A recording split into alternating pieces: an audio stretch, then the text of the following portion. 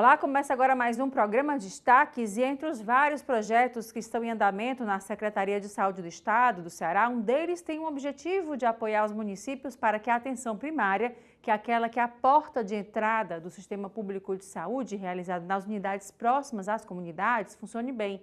É o projeto de Braços Abertos, que atualmente está mudando a qualidade do atendimento em 20 cidades do nosso estado. Tem investimento de 11,5 milhões de reais.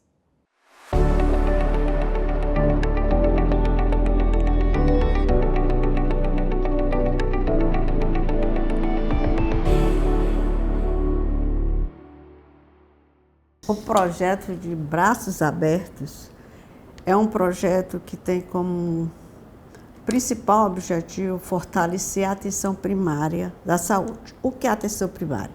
A atenção primária é a principal porta de entrada das pessoas no sistema de saúde.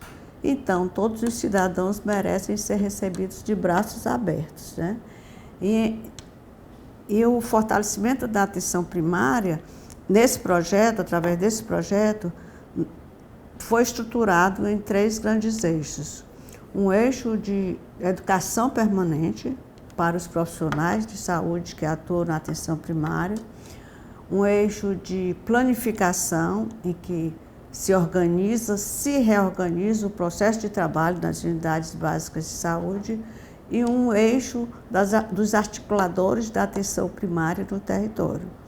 A atenção primária ela é uma prerrogativa, uma competência, uma responsabilidade dos municípios, mas a Secretaria de Saúde é um coordenador também dessa política. A atenção primária fortalecida é um aspecto muito importante do atendimento à saúde da população.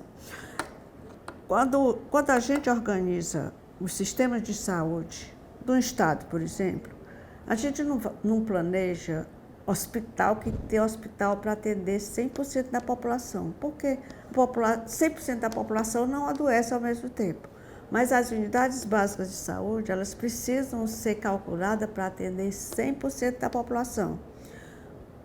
E ela atende 100% da população, não é a população doente, ela atende a população doente, mas ela também tem que ter o cuidado com a população para promover a saúde, para prevenir doenças. Importante com a atenção primária fortalecida, porque ela entra no primeiro cuidado e ela também tem todo o segmento, ela proporciona o segmento necessário àquele paciente que entrou através da unidade básica de saúde em toda a sua linha de cuidado. Porque também nós temos que compreender que nós temos um sistema único de saúde que deve ser integral. Significa dizer que a pessoa que entra na unidade básica de saúde, por exemplo, com algum sintoma, com algum sinal de que ela precisa se submeter a uma cirurgia, por exemplo, o sistema de saúde, a unidade básica fortalecida, ela já proporciona o atendimento àquele paciente, desde a atenção primária, desde o diagnóstico,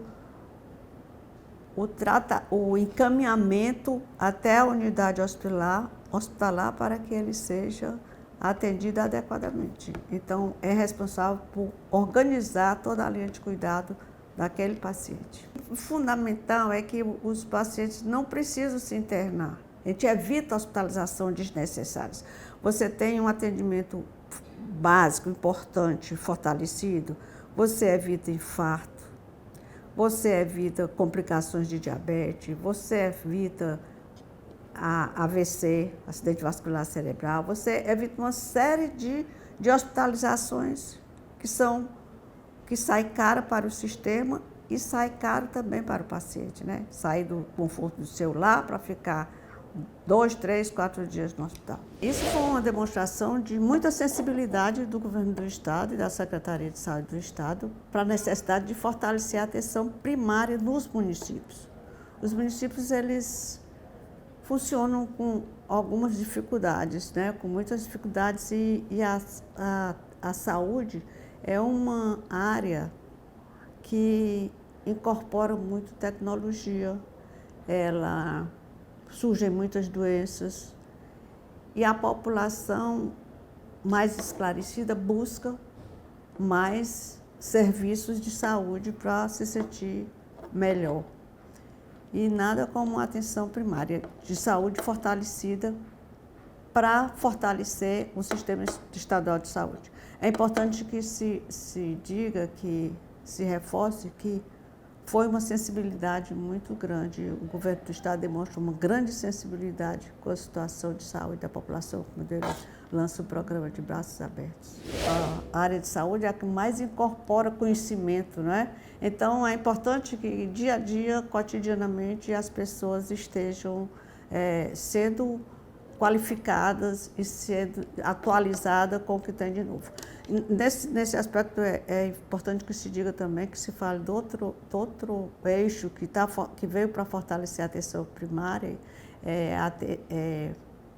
a saúde de maneira geral, foi a telemedicina.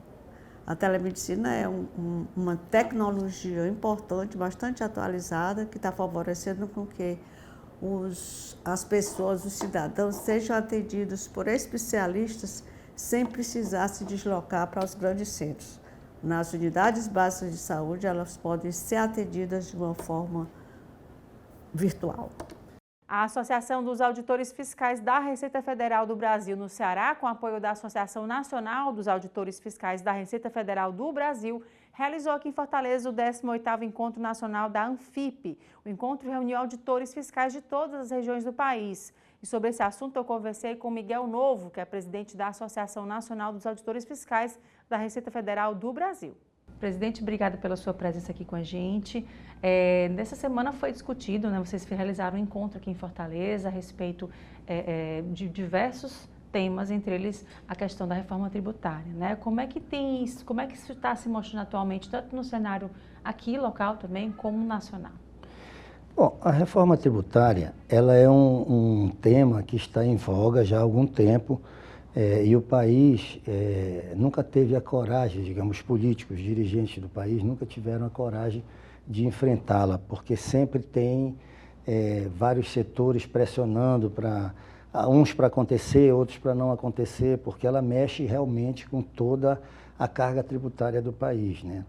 E eu diria assim que a nossa entidade, que é a ANFIP, a Associação Nacional dos Auditores Fiscais da Receita Federal do Brasil, ela tem uma parcela muito importante digamos assim, desse acontecimento, porque já há algum tempo atrás nós já fizemos vários eventos, inclusive trazendo palestrantes internacionais, especialistas na área tributária, para discutir como é a tributação lá nos estados dele, nos países dele, e como comparando com a nossa aqui, a nossa tributação brasileira, né?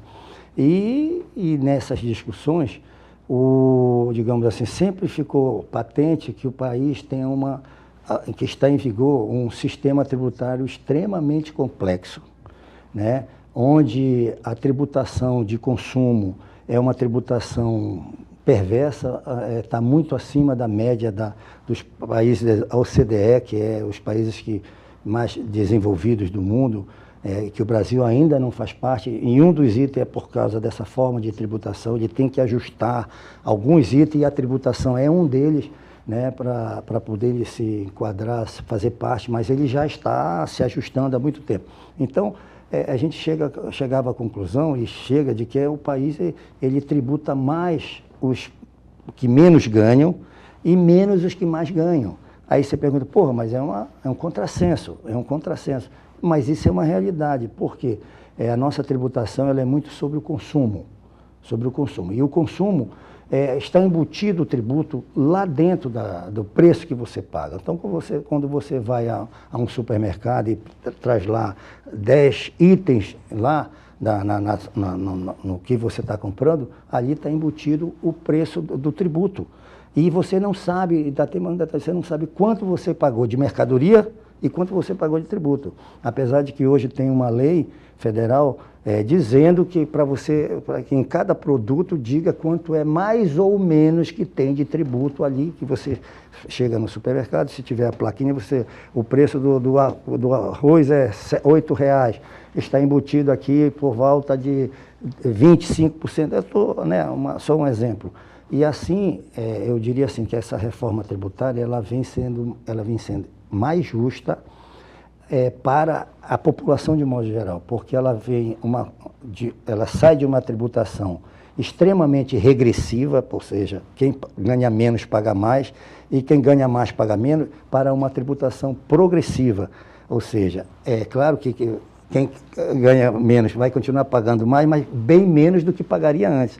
E quem ganha mais vai pagar bem mais do que paga hoje, porque isso aí é um conjunto, ninguém a passo de mágica vai conseguir transformar da noite para o dia uma forma de tributação que já há décadas vem sendo praticada num simples passe de mágica, numa reforma tributária. Agora, ela dá um passo muito importante para que tenha uma tributação mais justa do que a que hoje se pratica no país.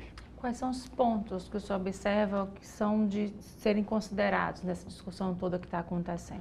Assim, olha só, no momento em que foi dada a largada nos tributos que incidem sobre o consumo, seria a unificação de dois tributos, um estadual, outro municipal, que é o ICMS e o ISS, a unificação para criar o IBS, que é o Instituto sobre Bens e Serviços. E a outra é a unificação de 3 contribuições federais, que é o PIS, COFINS, né, criando a CBS, a Contribuição sobre Bens e Serviços. Mas se você analisar, é a mesma base de cálculo, incidindo 2 tributos, um imposto, o outro a contribuição. Isso daí, a grande sacada é que agora, onde vai haver a tributação? Vai ser no consumo e não na produção. Porque nesse momento que no consumo, ou seja, na hora que eu produzo e vendo para um outro estado consumidor, quem vai tributar é o estado consumidor e não o estado produtor. Então isso daí, quando for tributado, e outra coisa, vem dividido, vem separado o que é o valor do produto, né, e o que é o tributo. Então tu vai pagar, digamos, um preço de um produto R$100, e aí a tributação é 20%, então tu vai pagar R$100 e R$20 já vai direto para o cofre da União, normalmente é da União e depois a União distribui entre os estados e municípios, se for o IBS, se for CBS vai todo para o cofre da União. Então assim, a grande sacada também é que a população vai saber quanto ela paga de tributo, que hoje ela não sabe. Ela sabe que ela paga muito, mas ela não sabe quantificar. Existem estimativas de quanto se paga e quando... Mas hoje não, a partir da implantação dessa nova sistemática, vai haver realmente um esclarecimento, né? Então é uma coisa muito boa. E assim, tem uma coisa que a reforma tributária vai trazer, que assim, a comunicação entre o Estado arrecadador com o sistema bancário. O sistema bancário. Porque aí você diz, pô, mas eles não se conversam, um arrecada para o outro, beleza, se conversam, mas eles não, digamos assim, olha, eu vou até aqui, tu vai, dali para frente tu vai. O que vai acontecer na reforma tributária?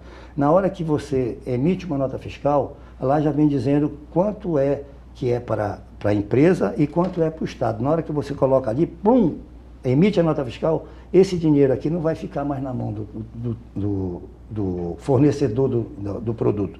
Ele já vai direto para o cofre do Estado. Isso daí vai dar uma dinâmica muito grande. E outra coisa, uma dinâmica no sentido de que vai melhorar, em tese, o nível de sonegação vai diminuir, porque na hora que você tecla lá, emitindo a nota fiscal, e só vai para os cofres da empresa apenas o valor que é de direito dela, e o outro que é tributo já vai para os cofres públicos, isso daí já vai ser um avanço muito grande. Então a gente acredita que, se você for falar com os especialistas, eles batem muito nessa tecla, e que vai haver um incremento de arrecadação naturalmente. Assim como houve, se você pegar, por exemplo, antes da nota fiscal eletrônica, era um nível de sonegação muito grande. No momento que o Brasil adotou a nota fiscal eletrônica, a partir dali houve um incremento natural, porque existia muita manipulação e esse dinheiro, grande parte desse dinheiro que era do cofre público não chegava aos cofres públicos. Com o incremento da nota fiscal eletrônica, esse dinheiro já ficou mais difícil de ser manipulado, porque os órgãos arrecadadores todos recebem cópia dessa nota fiscal e a partir dali você consegue controlar, saber quanto uma empresa faturou durante o ano, quanto deixou de faturar. Então isso aí são avanços que no decorrer do tempo quem ganha é o governo e a população, que o governo vai levar a transformar essa arrecadação, aumento de arrecadação, em políticas públicas, né, em benefício da população. É isso. E com relação à associação, como é que estão sendo os trabalhos, além desse encontro que vocês realizaram aqui? Aqui nesse nosso encontro, que já se encerrou, nós também debatemos aqui uma coisa muito importante, principalmente para o nosso associado, que nós somos originários, nós somos servidores públicos, auditores fiscais da Receita Federal do Brasil, e assim, nós temos um número considerável de aposentados e pensionistas, e assim, o governo, em determinado momento, ele criou a contribuição para o aposentado e pensionista, que em tese, doutrinariamente, não justifica essa contribuição. Essa contribuição ela é feita quando o trabalhador está em atividade, ele contribui durante a sua vida laboral todinha para quando ele se aposentar, ele ter direito à aposentadoria. Na verdade, é uma contribuição que o patrão entra com uma parte, o trabalhador com outra parte e o governo com outra parte, né? Então, no final, quando você se aposenta, você recebe essa contribuição de volta em benefício através de aposentadoria e pensões. E o governo, em 2003, mais ou menos isso aí, mais precisamente em 2010, implantou a contribuição do aposentado e pensionista, e nós estamos nós estamos apoiando uma PEC, que é uma alteração estatutária, para que essa contribuição seja diminuída ao longo do tempo, porque nós não estamos pedindo para extinguir, porque a gente sabe que é difícil você conseguir adesão de parlamentares nessa pauta, extinção de contribuição, porque já o governo pressiona, mas nós estamos pedindo uma diminuição. Ou seja, a partir de 66 anos, o aposentado ou pensionista comece a reduzir essa contribuição para a Previdência 10% até os 75 anos. Mas isso não quer dizer... E os novos aposentados, eles também já entrarão sem contribuir? Não, os novos aposentados que se aposentarem com menos de 66 anos, eles vão entrar contribuindo normalmente. Só vai começar a reduzir a partir dos 66 anos até os 75 anos. Então, em síntese, essa proposta, ela vem reduzir para quem se aposentou de uma forma natural, por tempo de contribuição, por idade, ela vem reduzir a partir dos 66 anos, agora ela extingue para quem, o trabalhador se aposentar aos 75 anos, ele já não contribui, porque a proposta prevê isso aí. Se ele se aposentou por invalidez, ele também não vai contribuir, porque precisa de mais recursos para se manter, né, curar, atender seu problema de saúde, e também aquelas aposentadorias permanentes, por invalidez permanente. Então, são 4 situações diferentes e que essa proposta atende. Tá, joia. Pois eu agradeço muito sua presença aqui com a gente, pelos esclarecimentos também. Para quem quiser saber mais informações sobre o trabalho da associação como um todo, como é que faz para saber nas redes sociais, site, fica à vontade. Nós temos, assim, vários canais, né? Nós temos o www.anfip.org.br, você chega lá no Google e digita, e ali nós temos as redes sociais, que é o YouTube, nós temos lá Instagram também, redes sociais como um todo, né? De um modo geral, nós estamos em todas essas redes sociais. Tá, joia. Né? Então, quem quiser, é só entrar no YouTube, digita lá Anfip, aí já chega lá e você pode ser seguidor. E lá nós temos vários vídeos, né, sobre temas relativos a mais ou menos o que nós falamos aqui em síntese, né? Lá para esclarecer não só o nosso associado, que é parte interessada, mas principalmente a população. E uma grande marca da nossa entidade é essa, não só defender aquilo que é de interesse do associado e da entidade. O projeto defende a sociedade como um todo, porque na hora que ela levanta uma bandeira dessa aí, ela está defendendo um conjunto de segmentos da sociedade que também tem o mesmo interesse, mas que não tem o poder de influência no parlamento como nós temos. Nós temos um trabalho parlamentar muito forte e que normalmente, junto com as outras entidades de classe, a gente consegue ter o êxito que a gente pretende ter nas nossas lutas. Tá, joia. Pois muito obrigada mais uma vez. Até uma próxima oportunidade. Muito obrigado e colocamos à disposição. E agora o intervalo. A gente volta em instantes com mais destaques.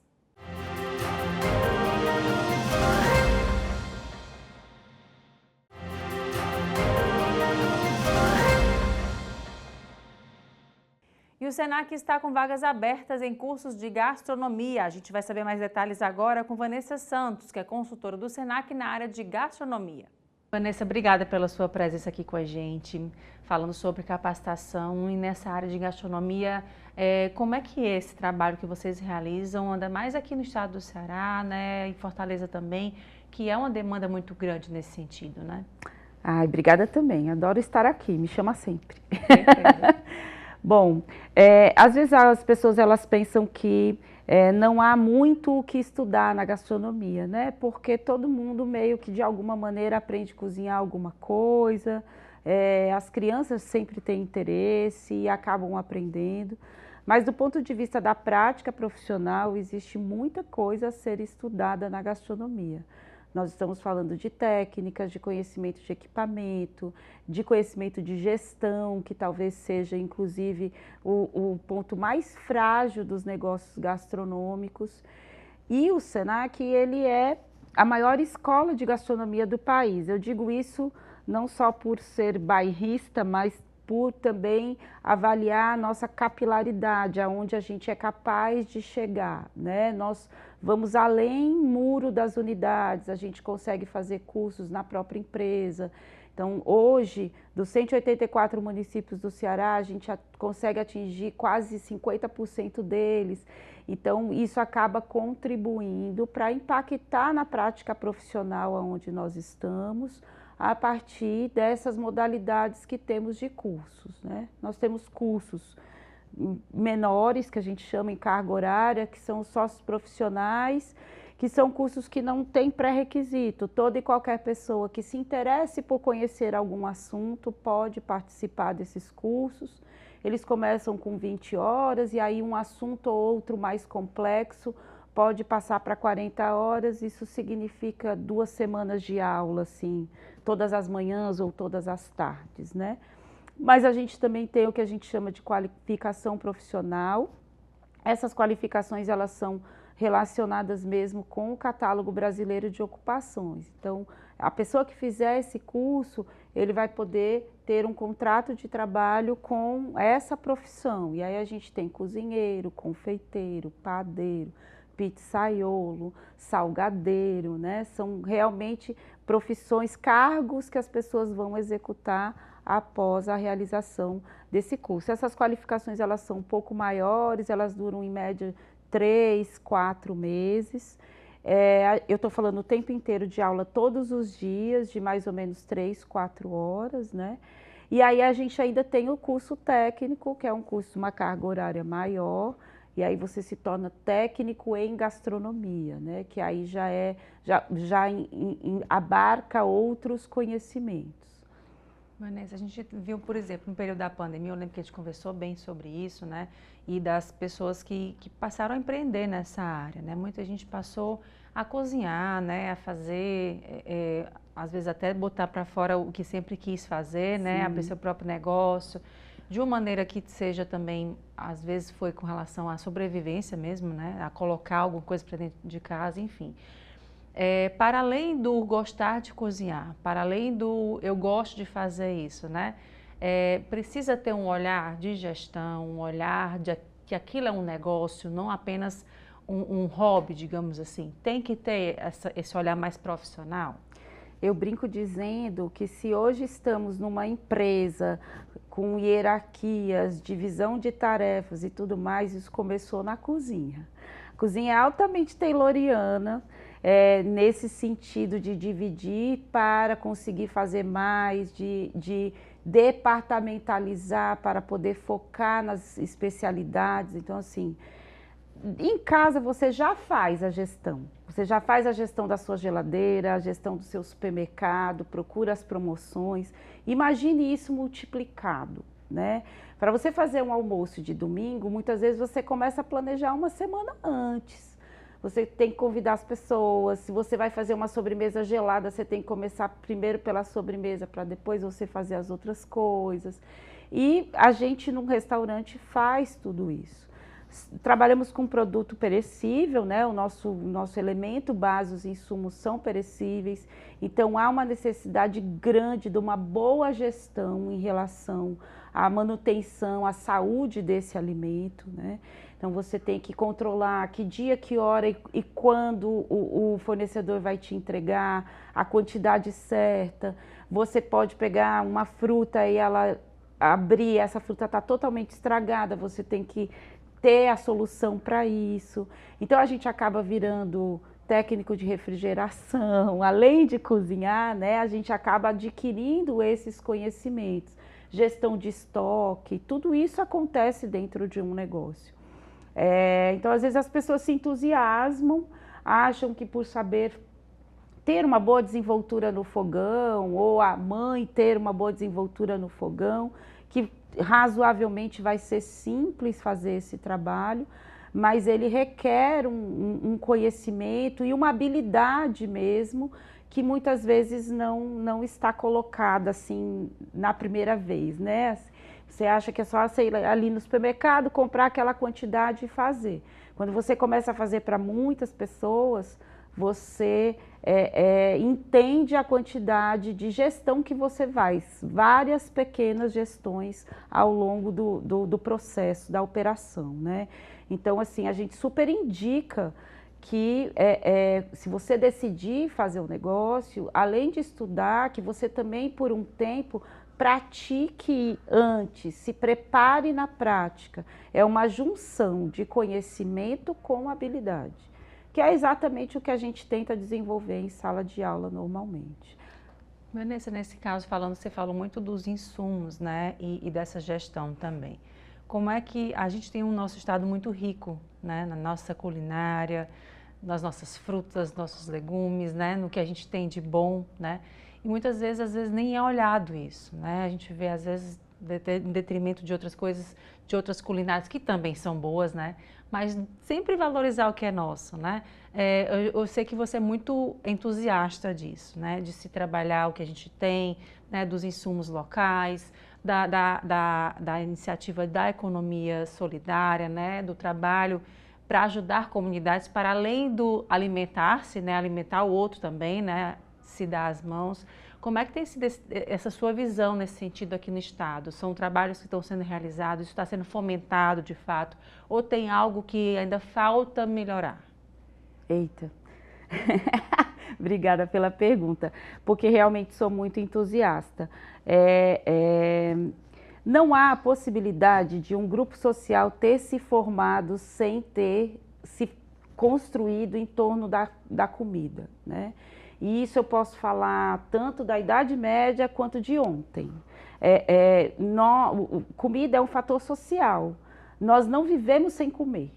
Então, o meu questionamento, minha luta mesmo, é tirar um pouco os negócios gastronômicos dessa situação única do entretenimento para inserir em todas as pautas como sendo um fator social que o é. Quando eu faço a defesa do consumo dos insumos regionais, eu faço a defesa tanto do ponto de vista histórico, cultural, tradicional, quanto do ponto de vista de negócio. Se você fomenta o consumo de um insumo que é local, você garante a saúde desse alimento porque ele é mais fresco, você garante a saúde econômica porque ele também contribui com menos gastos, né, nessa trilha.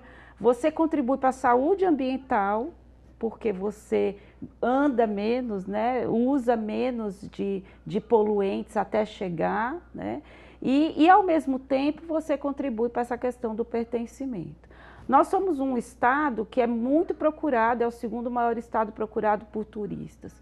Quando um turista chega aqui, ele não quer comer o que ele come na casa dele, ele quer comer o que a gente come aqui.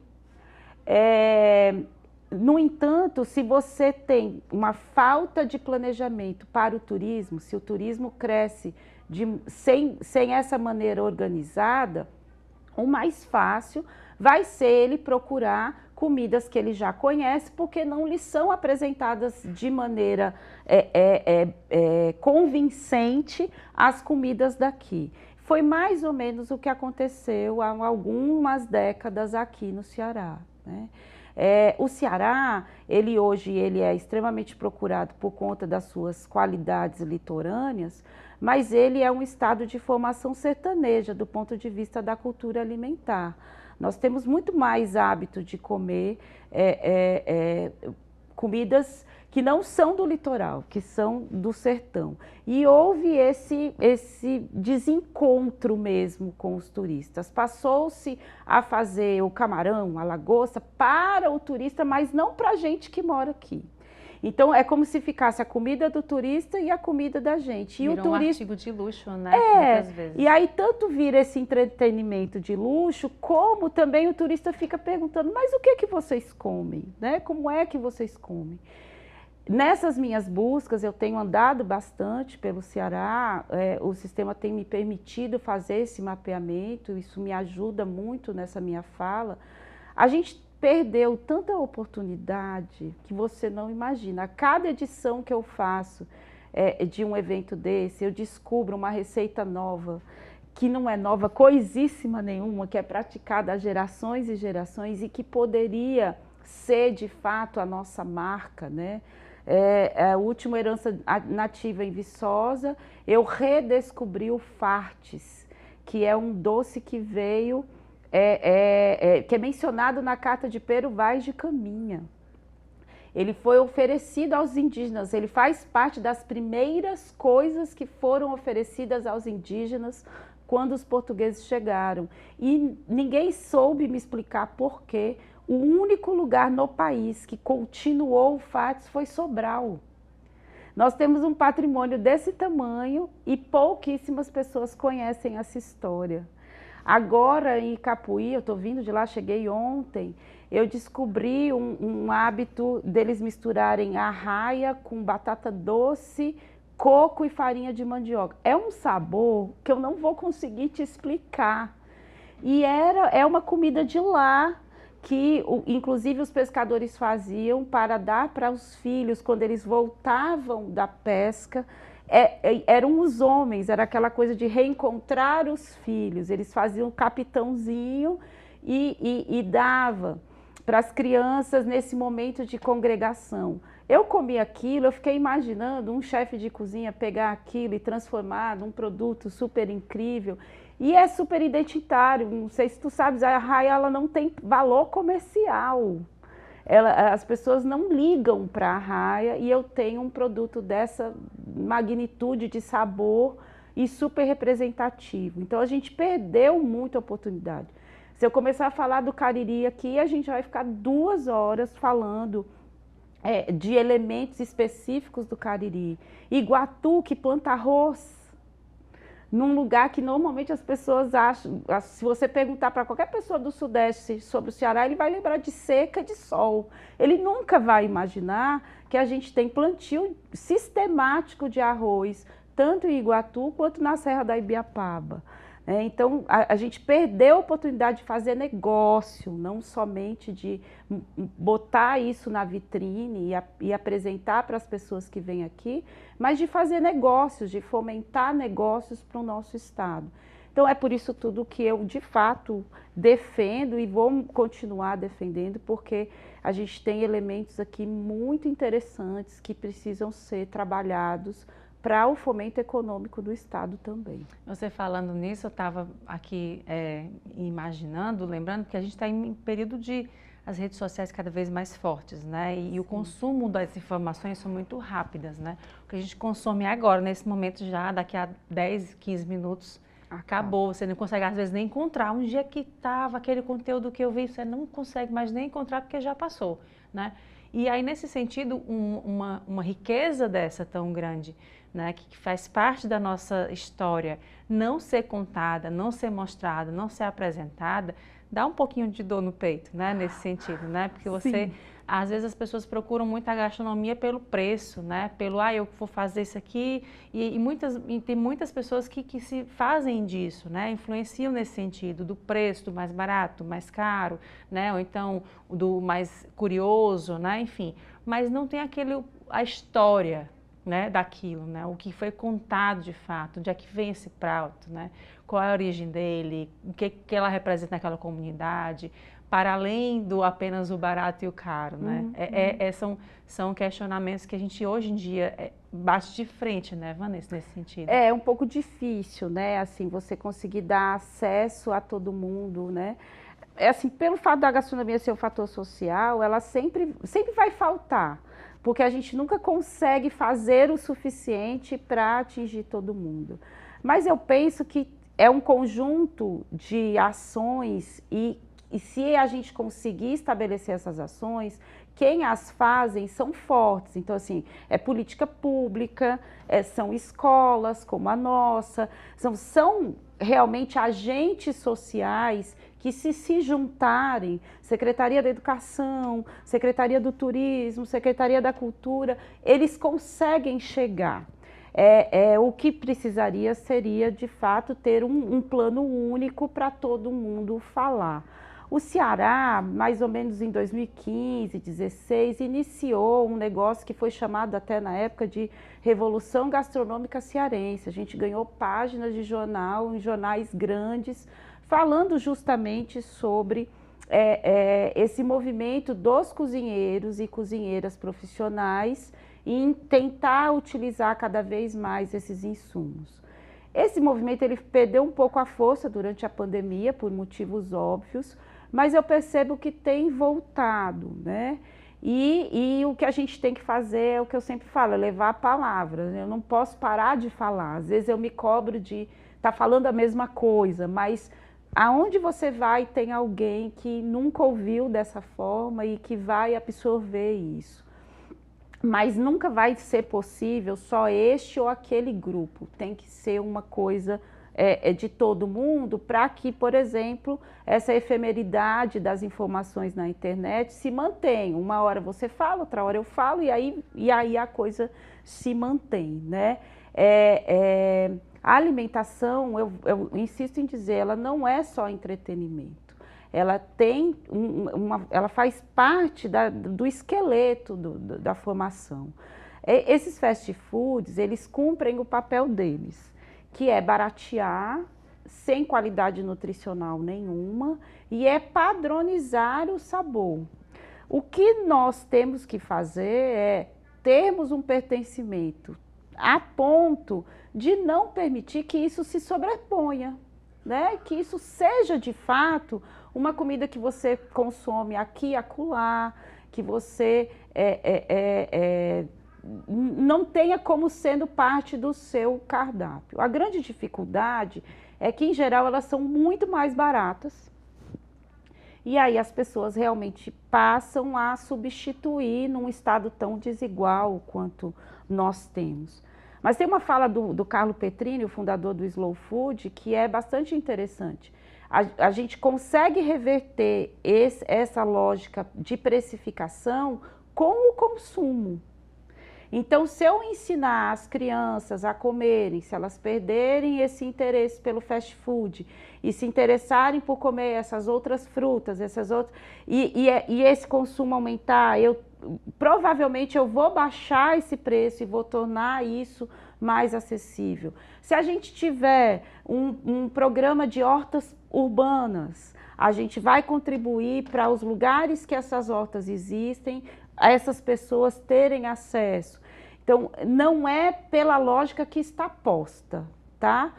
Essa lógica do mais barato, a gente não vai conseguir resolver esse outro consumo. É por outras lógicas mesmo. É essa educação gastronômica que eu falo que é diferente da educação nutricional.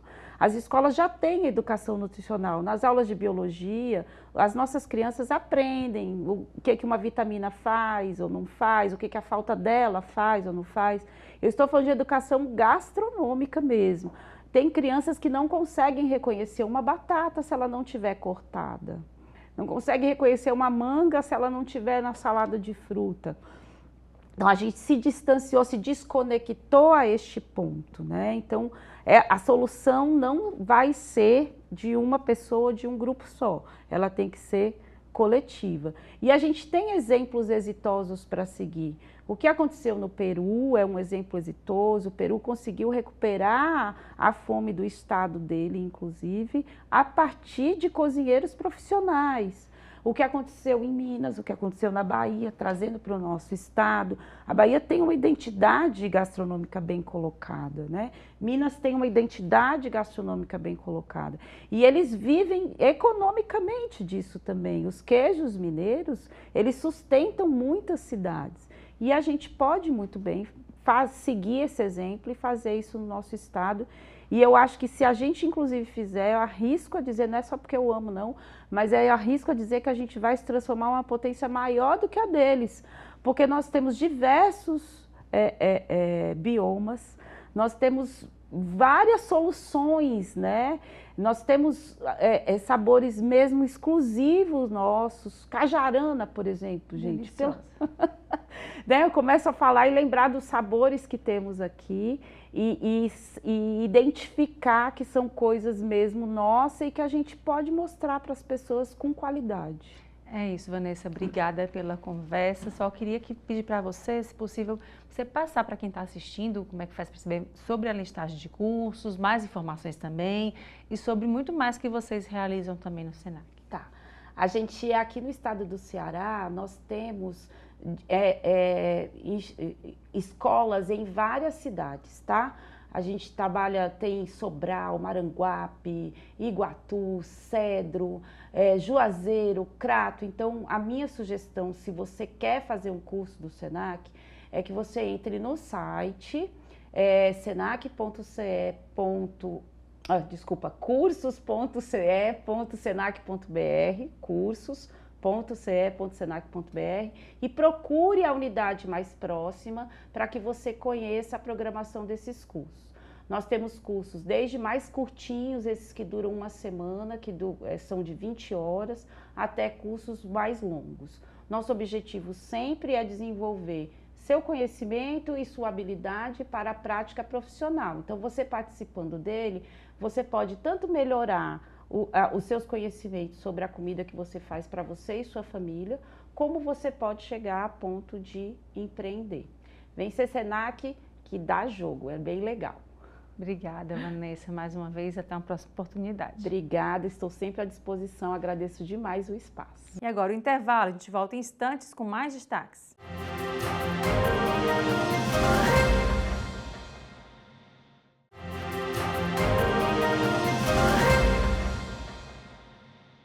Está em cartaz na Caixa Cultural Fortaleza até o dia 28 de julho a exposição Portinari, Entre Traços e Palavras, que reúne 28 gravuras originais de Cândido Portinari, um dos maiores artistas plásticos do país. Para dar mais detalhes, eu conversei com o Guilherme de Almeida, que é curador da exposição. Guilherme, obrigada pela sua presença aqui com a gente. Para falar um pouco sobre essa exposição, já está em cartaz, né? Vai até o final de julho. É isso, mas ainda dá tempo, né, de ver? Isso. A exposição que vai do dia 22 de maio até 28 de julho eu acho que é um presente, tanto para nós do Projeto Portinari, né, quanto para Fortaleza. Porque é um encontro, muito mais do que de técnicas e de artes, é um encontro afetivo entre amigos, né? A gente fez questão de reunir amigos de Cândido Portinari, grandes personagens da literatura brasileira, né, e que têm suas raízes no Nordeste e que muito influenciaram Cândido Portinari, tanto no aspecto de estilo, né, e de consciência da sua obra, quanto em razão de questões afetivas mesmo, né? Então, a gente pode dizer que Portinari tem uma relação afetiva com o Nordeste muito grande em razão dessas pessoas que povoavam a sua vida, né? Como Raquel de Queiroz, Jorge Amado, né, Graciliano Ramos. Então a gente tem uma série de personagens, né, de grandes figuras literárias que se destacaram no Brasil, né, a partir ali do modernismo. E eu acho que é muito interessante deixar claro para as pessoas que quem é mais do Sul, do Sudeste, tem a ideia de que o modernismo só existiu em São Paulo e no Rio de Janeiro, né?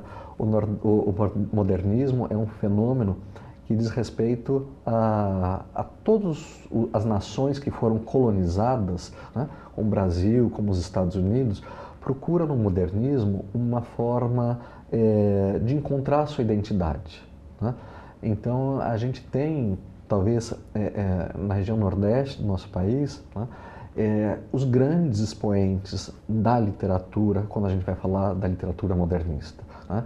E Portinari, mesmo tendo sido, ele era novo, né, para a semana de 2022, perdão, de 1922, então ele não participou da semana, mas ele é um desdobramento, né, dessa influência e um dos principais pintores modernistas que dialogava muito com a realidade do Nordeste, né? Isso eu acho que é fundamental para a gente.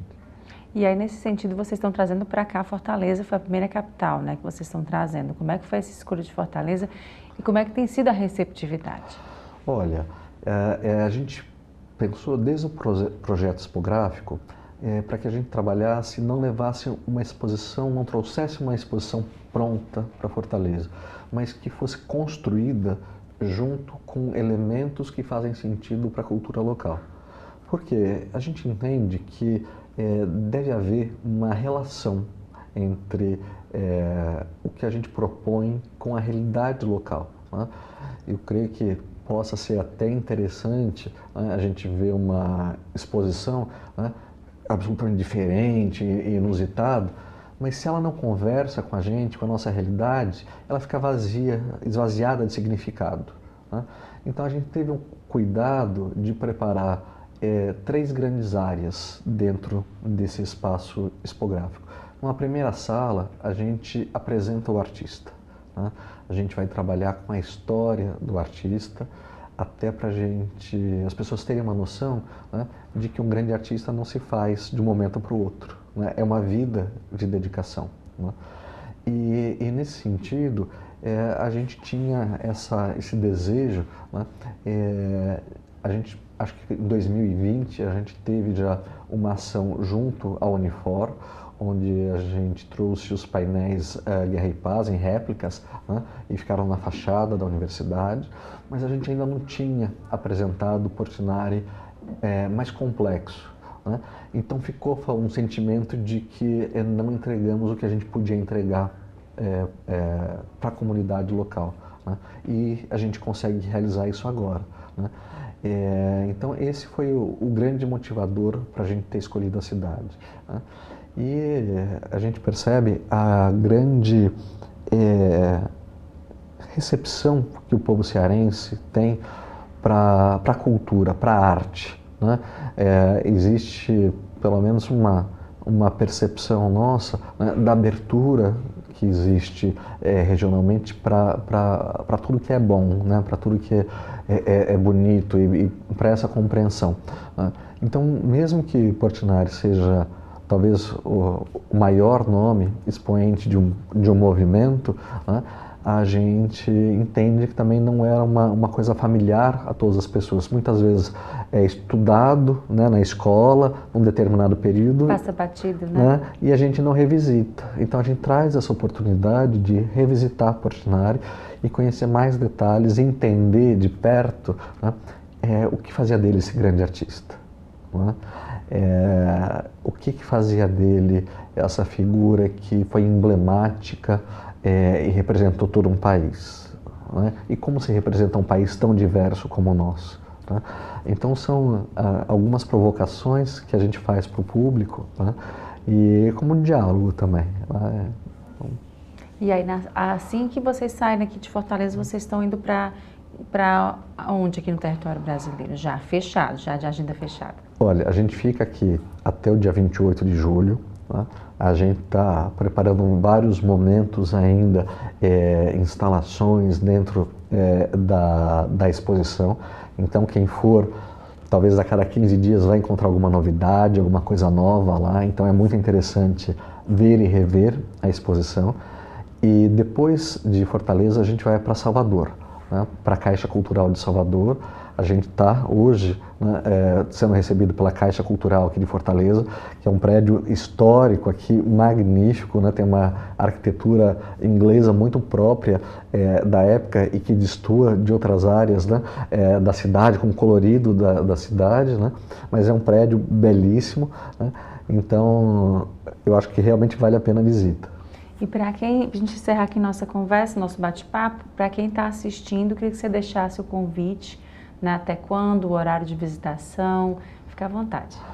Olha, a Caixa recebe as pessoas de segunda a domingo, né, no horário comercial. Eu acredito que das 10 horas da manhã até as 8 da noite durante a semana. De final de semana tem um horário diferenciado, que eu não vou lembrar aqui, mas vale a pena acompanhar pelas redes sociais, para vocês terem essa noção, no Instagram da Caixa Cultural de Fortaleza e no Instagram do Projeto Portinari, né? E vocês vão ser muito bem-vindos lá. E o Destaques fica por aqui. Obrigada pela sua companhia e até o próximo programa.